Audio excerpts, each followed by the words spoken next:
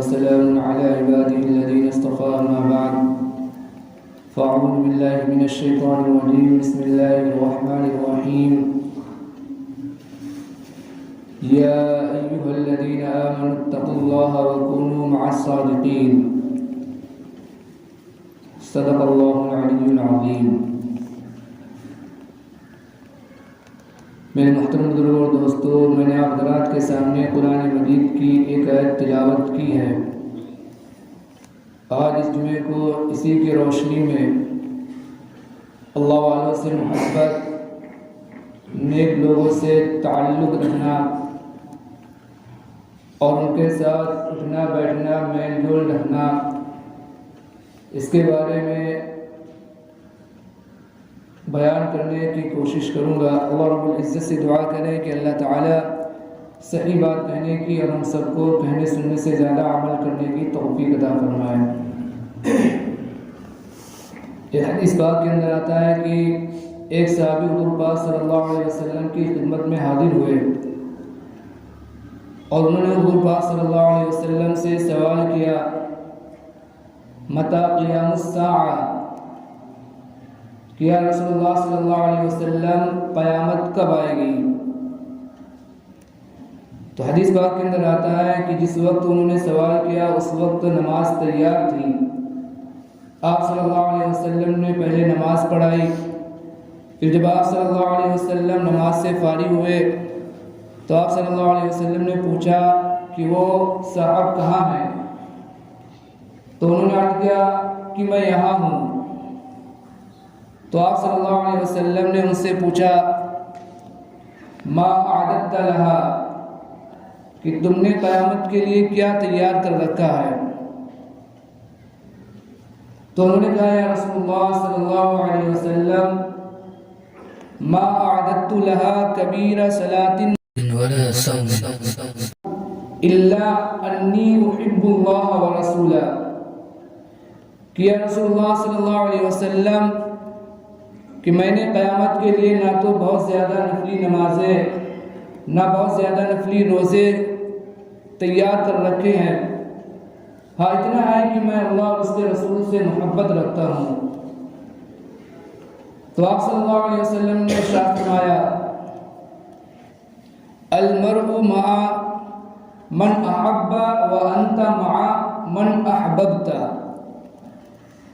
کہ انسان قیامت کے دن اس شخص کے ساتھ ہوگا جس سے وہ دنیا کے اندر محبت کرتا ہے، اور تم بھی قیامت کے دن اس کے ساتھ ہوں گے جن سے تم محبت کرتے ہو، یعنی تم بھی حضور پاک صلی اللہ علیہ وسلم کے ساتھ قیامت کے دن ہوں گے. حدیث کی راوی حضرت انس رضی اللہ تعالی عنہ روایت کرتے ہیں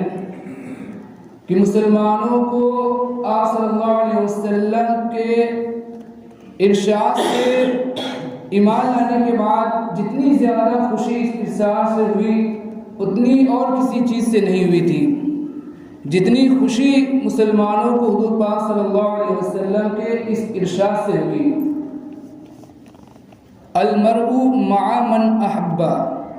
کہ انسان قیامت کے دن اسی کے ساتھ ہوگا جس سے وہ دنیا کے اندر محبت کرتا ہوگا، دنیا میں محبت کرتا ہوگا. صحابہ کو اس لیے خوشی ہوئی کہ صحابہ کو حضور پاک صلی اللہ علیہ وسلم سے جو محبت تھی وہ صرف وہ زبانی محبت نہیں تھی، بلکہ ان لوگ کو حضور پاک صلی اللہ علیہ وسلم سے سچی محبت تھی. ہر وقت آپ صلی اللہ علیہ وسلم کے لیے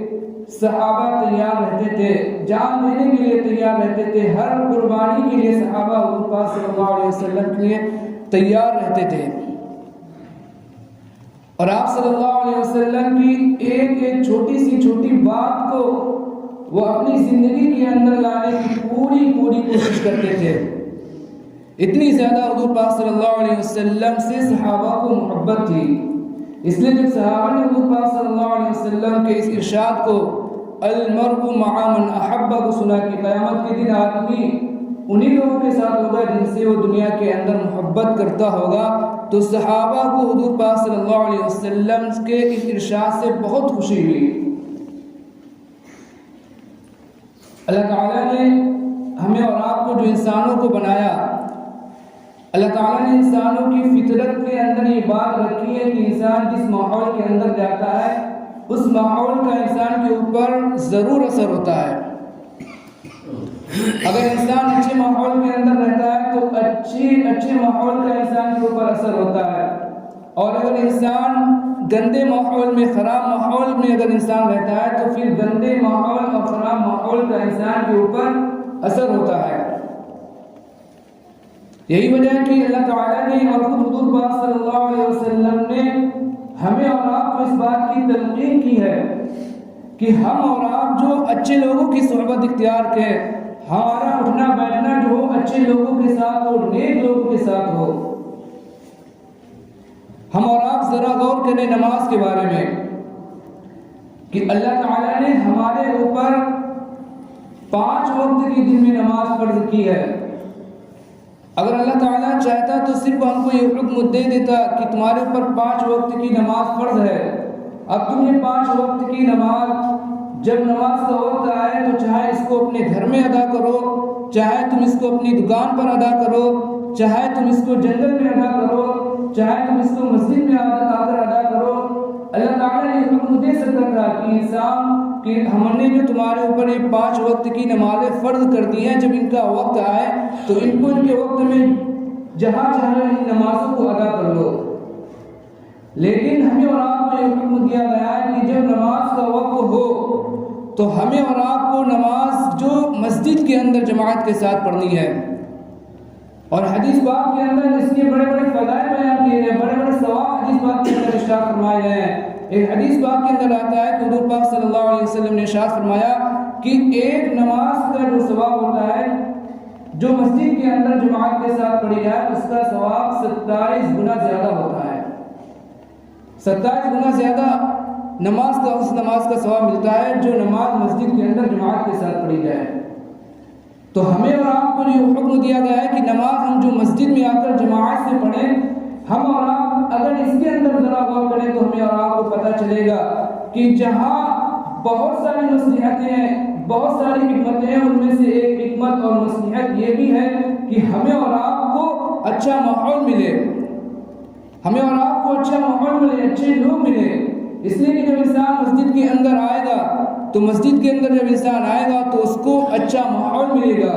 نورانی ماحول ملے گا مسجد کے اندر آ کر۔ اس لیے کہ مسجد کے اندر وہ لوگ آتے ہیں جو نماز پڑھنے کے لیے آئے ہیں، یا مسجد کے اندر انسان بیٹھے گا تو قرآن مجید پڑھے گا، یا تسبیحات پڑھے گا، یا نماز پڑھے گا، یا ذکر و اذکار کرے گا۔ تو جب انسان مسجد کے اندر آئے گا تو اس کو ایک اچھا ماحول ملے گا۔ اور اگر انسان مسجد کے اندر آئے اور مسجد خالی ہو، کوئی بھی نہ ہو، تب بھی اس کو ایک نورانی ماحول ضرور ملتا ہے۔ اس لیے کہ مسجد کے اندر ہر وقت اللہ تعالیٰ کے فرشتے موجود رہتے ہیں، فرشتوں کی ایک تعداد مسجد کے اندر موجود رہتی ہے، اور اللہ تعالیٰ نے فرشتوں کو ایسا بنایا ہے کہ اللہ تعالیٰ نے فرشتوں کے اندر صرف اور صرف خیر رکھی ہے، اچھائی رکھی ہے، شر اور برائی اللہ تعالیٰ نے فرشتوں کے اندر نہیں رکھی۔ اس لیے جب بھی انسان مسجد کے اندر آئے گا تو اس کو ایک نورانی ماحول، ایک اچھا ماحول ملے گا۔ یہی وجہ ہے کہ حدیث پاک کے اندر آتا ہے، حضور پاک صلی اللہ علیہ وسلم نے ارشاد فرمایا کہ جب امام ولا الضالین کہے تو مقتدی کو چاہیے کہ آمین کہے، اور جس کی آمین جو فرشتوں کی آمین کے ساتھ مل جاتی ہے تو اللہ تعالیٰ اس کے پچھلے تمام گناہ معاف فرما دیتے ہیں۔ اسی طرح ایک اور حدیث کے اندر آتا ہے کہ حضور پاک صلی اللہ علیہ وسلم نے ارشاد فرمایا کہ جب امام سمع اللہ لمن حمیدہ کہے تو مقتدی ربنا لک الحمد کہے، تحمید کہیں، اور جس کی یہ تحمید ربنا لک الحمد فرشتوں کے ساتھ مل جاتی ہے اللہ تعالیٰ اس کے سب گناہوں کو معاف فرما دیتے ہیں۔ تو اس سے بھی پتہ چلتا ہے کہ مسجد کے اندر اللہ تعالیٰ کے جو فرشتے ہیں وہ ہر وقت موجود رہتے ہیں۔ تو جب انسان مسجد کے اندر آئے گا، جب انسان مسجد کے اندر آئے گا تو اس کو ایک اچھا ماحول ملے گا، انسان کو ایک نورانی ماحول ملے گا، اور انسان کے اوپر اس نورانی ماحول کا اور اس اچھے ماحول کا انسان کی فطرت پر، طبیعت پر اثر ہوگا، اور پھر انسان کی طبیعت اور فطرت اچھی بن جائے گی۔ اسی طرح انسان کی جو فطرت ہے وہ اچھی بن جائے گی۔ تو اللہ تعالیٰ نے جو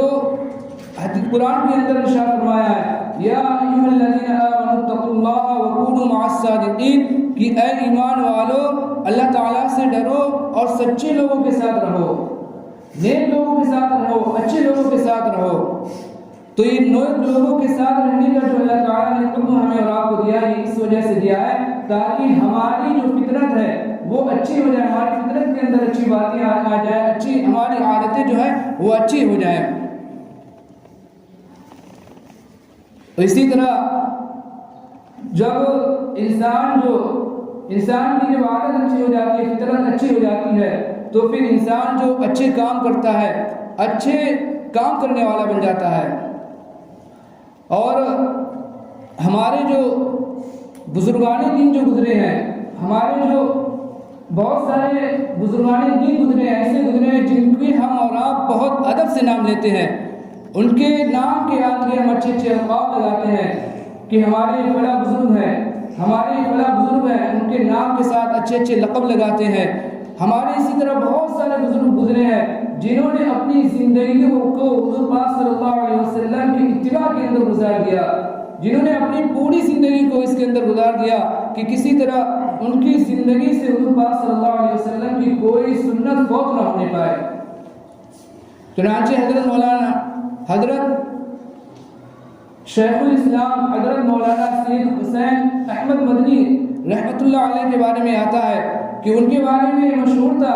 کہ وہ بہت زیادہ سنت کی اتباع کرنے والے تھے۔ جب ایک شخص کو یہ بات پتہ چلی کہ حضرت کے بارے میں بات مشہور ہے کہ وہ بہت زیادہ سنت کی اتباع کرنے والے ہیں، تو اس نے سوچا کہ حدیث پاک کے اندر آتا ہے کہ جب انسان مسجد سے باہر نکلے تو اپنا الٹا پیر مسجد سے باہر نکالے، اور حدیث پاک کے اندر یہ بھی آتا ہے کہ انسان جب جوتا یا چپل پہنے تو سب سے پہلے اپنے سیدھے پیر کے اندر پہنے۔ تو اس نے سوچا کہ یہ تو بڑی مشکل بات ہے کہ جب انسان مسجد سے باہر الٹا پیر نکالے گا تو بظاہر یہ نظر آتا ہے کہ الٹے پیر کے اندر ہی انسان کیا پہنے گا، جوتا یا چپل پہنے گا۔ تو اس نے یہ دیکھنا چاہا کہ حضرت کا عمل کیا، حضرت جو ان دونوں باتوں پر کس طرح عمل کرتے ہیں۔ تو جب حضرت مسجد سے باہر نکلنے لگے تو اس نے دیکھا کہ حضرت نے سب سے پہلے جو اپنے جوتے یا چپل کے اوپر پیر رکھا، جوتا چپل پہنا نہیں بلکہ جوتے یا چپل کے اوپر پیر رکھا، پھر اپنا جو سیدھا پیر نکالا اور اس کے اندر جوتا یا چپل پہنا، اور پھر اس کے بعد الٹے پیر کے اندر جوتا یا چپل پہنا۔ تو ایسے جو بہت سارے ہمارے جو بزرگان دین گزرے ہیں، بہت سارے ہمارے جو اولیاء کرام گزرے ہیں، اور سب سے بڑی بات یہ کہ ہم اور آپ جو سب سے زیادہ جو محبت کرنے والے ہیں، اور ہم اور آپ یہ کہتے ہیں کہ ہمیں جو سب سے زیادہ حضور پاک صلی اللہ علیہ وسلم سے محبت ہے، اور سچی بات بھی یہی ہے کہ اللہ تعالیٰ کے بعد اگر جو محبت کے سب سے زیادہ لائق اگر کوئی ذات ہے تو حضور پاک صلی اللہ علیہ وسلم کی ذات ہے۔ حدیث پاک کے اندر آتا ہے کہ حضور پاک صلی اللہ علیہ وسلم نے ارشاد فرمایا کہ آدمی جو ایمان والا جب ہوگا، جب اس کے نزدیک میں سب سے زیادہ محبوب ہو جاؤں، اس کے والدین سے، اس کے اولاد سے اور تمام لوگوں سے زیادہ سب سے زیادہ میں محبوب ہو جاؤں، تب آدمی کیا ہوگا؟ ایمان والا، کامل ایمان والا ہوگا۔ لا يؤمن احدكم حتى اكون احب اليه من والده وولده والناس اجمعين، یہ حدیث پاک کے اندر آتا ہے۔ تو ہم اور آپ زبانی تو حضور پاک صلی اللہ علیہ وسلم سے محبت کا دعویٰ کرتے ہیں کہ ہم اور آپ حضور پاک صلی اللہ علیہ وسلم سے محبت کرنے والے ہیں، اور زبانی دعویٰ کرنا چاہیے، ضرور کرنا چاہیے، لیکن جو محبت کے جو تقاضے ہیں ان تقاضوں پر بھی ہمیں اور آپ کو عمل کرنا چاہیے۔ جس طرح حضور پاک صلی اللہ علیہ وسلم سے محبت کا دعویٰ کرتے ہیں تو جو محبت کے تقاضے ہیں ان تقاضوں کو بھی ہمیں اور آپ کو پورا کرنا چاہیے کہ ہمارا جو لباس جو ہو حضور پاک صلی اللہ علیہ وسلم جیسا ہو، ہمارا اٹھنا بیٹھنا جو ہو حضور پاک صلی اللہ علیہ وسلم کے طریقے کے مطابق ہو، ہمارا کھانا جو ہو حضور پاک صلی اللہ علیہ وسلم کے طریقے کے مطابق ہو، ہماری جو پوری زندگی جو ہے وہ حضور پاک صلی اللہ علیہ وسلم کے طریقے کے مطابق ہو۔ اگر جو ہم حضور پاک صلی اللہ علیہ وسلم سے دعویٰ کرتے ہیں، اگر ہم اپنے دعوے کے اندر سچے ہیں تو ہمیں جو محبت کے جو تقاضے ہیں ان تقاضوں کے اوپر بھی عمل کرنا ہوگا، تبھی ہم سچے محبت کرنے والے اور تبھی ہم سچے عاشق رسول کہلائیں گے۔ لیکن اگر ہم نے جو صرف زبان سے دعویٰ کیا کہ ہم حضور پاک صلی اللہ علیہ وسلم سے محبت کرنے والے ہیں، لیکن ہمارا جو طریقہ ہے وہ حضور پاک صلی اللہ علیہ وسلم کے خلاف ہے، جو حضور پاک صلی اللہ علیہ وسلم نے طریقہ بتایا تھا اس طریقے کے خلاف ہے، تو ہم زبان سے جتنا دعویٰ کر لیں لیکن ہم جو سچے محبت کرنے والے اور سچے عاشق رسول نہیں کہلائیں گے۔ تو محبت کے لیے ضروری ہے، اگر ہم کسی سے محبت کرتے ہیں، اگر ہم حضور پاک صلی اللہ علیہ وسلم سے محبت کرتے ہیں، یا ہم یہ کہتے ہیں کہ ہمیں جو فلاں بزرگ سے محبت ہے، فلاں جو اولیاء اللہ سے محبت ہے، فلاں ولی سے محبت ہے، یا ہم اپنی نسبت جو فلاں ولی کی طرف جوڑتے ہیں اور اس پر ہم فخر کرتے ہیں کہ ہم فلاں سے محبت کرتے ہیں، تو ہمیں جو محبت کے تقاضے ہیں ان تقاضوں کے اوپر بھی عمل کرنا ہوگا، تبھی ہم سچے محبت کرنے والے، تبھی ہم سچے عاشق رسول کہلائیں گے۔ ہمیں دیکھنا ہوگا کہ ہم جن سے محبت کرتے ہیں انہوں نے اپنی زندگی کو کس طرح گزارا، ہم جن بزرگ کی طرف اپنی نسبت کرتے ہیں اور ان سے محبت کا دعویٰ کرتے ہیں تو انہوں نے اپنی زندگی کو کس طرح گزارا ہے، اس طرح اگر ہم اپنی زندگی کو گزاریں گے تو ہم سچے محبت کرنے والے بنیں گے، اور اگر ہم نے اس کے خلاف اپنی زندگی کو گزارا تو یہ صرف محبت کا زبانی دعویٰ ہوگا، سچے محبت کرنے والے اور سچے عاشق رسول اور سچے ہم محبت کرنے والے نہیں کہلائیں گے۔ تو اللہ تعالیٰ نے قرآن مجید کے اندر جو ارشاد فرمایا، یا ایھا الذین آمنوا اتقوا اللہ وکونوا مع الصادقین، کہ اے ایمان والو اللہ تعالیٰ سے ڈرو اور سچے لوگوں کے ساتھ رہو، تمہارا جو اٹھنا بیٹھنا ہو، تمہارا کھانا پینا ہو، تمہارا ملنا جلنا ہو، وہ سچے لوگوں کے ساتھ ہو۔ وقت ہو رہا ہے اور بہت ساری باتیں ہیں جن کو بھی بیان نہیں کیا جا سکتا، میں اپنی بات کو یہیں پاس ختم کرتا ہوں۔ اللہ تعالیٰ سے دعا کریں کہ اللہ تعالیٰ ہمیں اور آپ کو حضور پاک صلی اللہ علیہ وسلم سے سچی محبت کرنے والا بنائے، اور آپ صلی اللہ علیہ وسلم کے بعد جو صحابہ آئے، جو تابعین آئے، جو بزرگان دین آئے ہیں، ان تمام سے ہمیں سچی اور پکی محبت کرنے والا بنائے۔ اللہ تعالیٰ ہم سب کو کہنے سننے سے زیادہ عمل کرنے کی توفیق عطا فرمائے، آمین۔ وما علینا الا البلاغ المبین۔ جنہوں نے سنتیں نہیں پڑھی